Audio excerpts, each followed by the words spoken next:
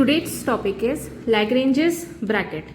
Okay, तो Lagrangian अभी तक के हमने देखा है कि what do you mean by Lagrangian, what do you mean by Hamiltonian. अब what are Lagrange's bracket? तो the definition of Lagrange's bracket is the Lagrange's bracket. अब जो Lagrangian होता है it is defined on P, Q and T. मतलब small p, small q and small t या capital P, capital Q and capital T. लेकिन Lagrange's bracket के लिए हमको दो वेरिएबल्स डिफाइन करने होते हैं. तो the Lagrange's brackets of u and v. ठीक है, तो हमने यहाँ पे u एंड v डिफाइन किया. जो Lagrange's ब्रैकेट को डिफाइन करेंगे they are the functions of u v, but u and v are the functions of q and p. मतलब वही हमारे originals, that is del qi upon del pi upon del u comma v. Now this is actually the Jacobian. This equation is a Jacobian. The Lagrange's bracket can be represented in the form of a Jacobian, and it will be represented as del qi upon del u, del qi upon del v, del pi upon del u and del pi upon del v. So if any of the variables are represented in the form of a Jacobian, then that variables will in turn become the Lagrangian bracket. And we all know how to solve the determinant. Now this is a Jacobian, this is a determinant. It will be solved as del qi upon del u into del pi upon del v minus del pi upon del u into del qi upon del v. This is nothing but the Jacobian a b c d, and it is solved as ad minus bc in this form. So any of the Jacobian, so we'll say that this equation 1 where u and v are the functions of q and p, when it becomes a Jacobian of the form qi and pi, and it is written as del qi pi upon del u del v minus, now see, del qi del pi del u del v minus del pi upon del u and del qi upon del v. So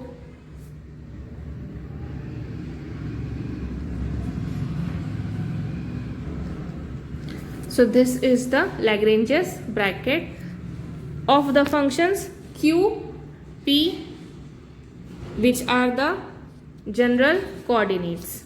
Now the theorem.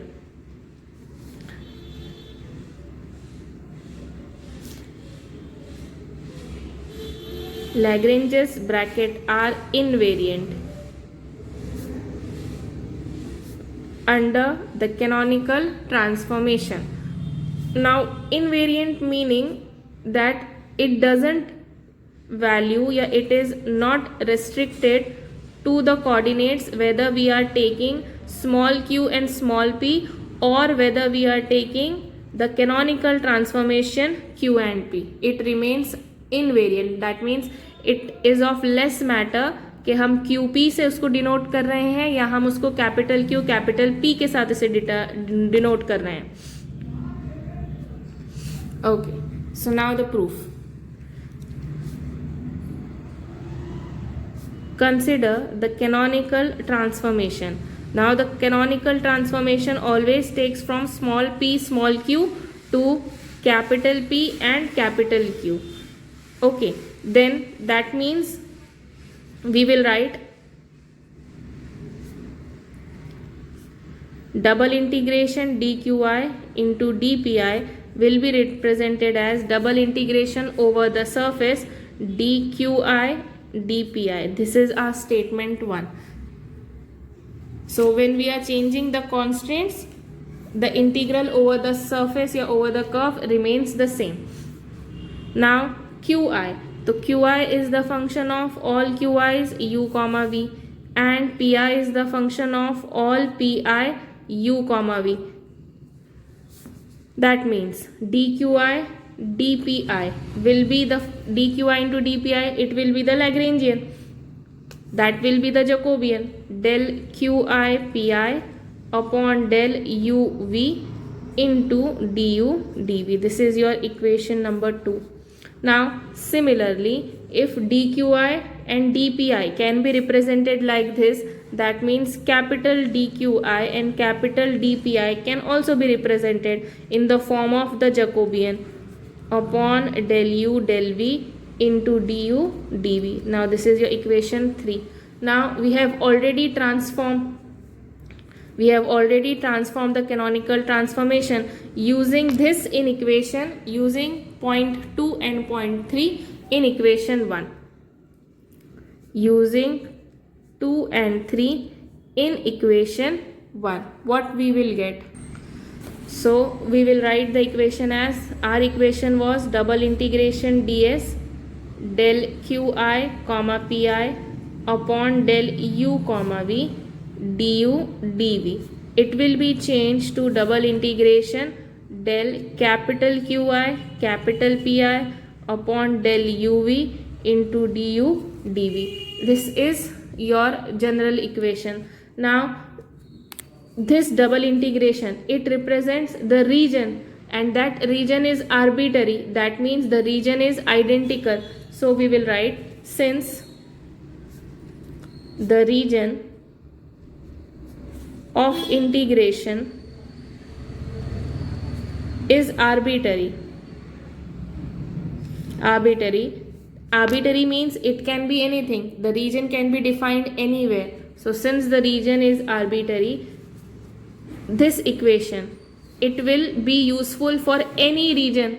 So implies del qi del pi upon del u comma v will be equal to del capital qi into capital pi and del uv.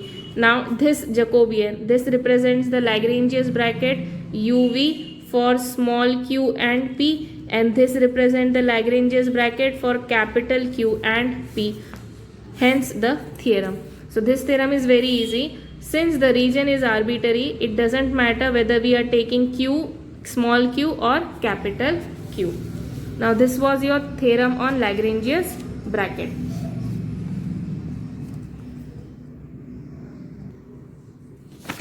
So let us revise कि Lagrange's bracket क्या है. तो Lagrange's bracket are actually the Jacobians which is defined for Q and P, and they are invariant. That is our that is the first theorem कि canonical transformation for uv over small q and p is equal to capital Q and capital P.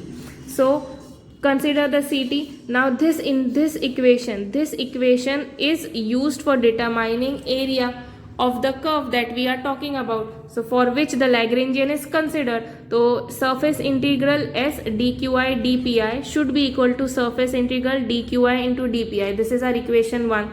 Now dqi and dpi are nothing but our Lagrangian. So therefore we are replacing del q small qi del pi upon del uv. This is small q and this is for small capital Q. Substitute the values of 2 and 3 in equation 1. You will get right hand side will be equivalent to left hand side. When right and left hand side are equivalent for the same curve, and the curve is not determined whether it is a